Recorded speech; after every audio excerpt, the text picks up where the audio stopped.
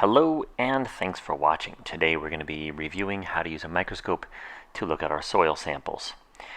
First of all, let's always be careful. Remember that microscopes are expensive and fragile. You got to hold them by the base and the supporting arm on the spine.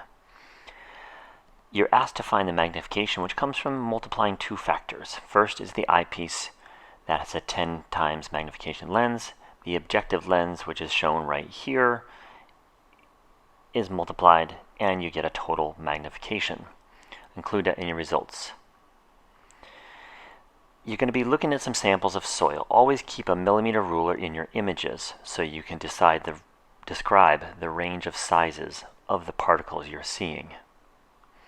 Next, you want to make sure and take pictures for the assignment. Even though it's a pain and it takes some patience to line up the cell phone camera, the pictures are going to be amazing. Please remember to always use the lighting from above, not the lighting from below. Put all the microscopes back in the counter when you're done. Turn off the lights so we save the batteries.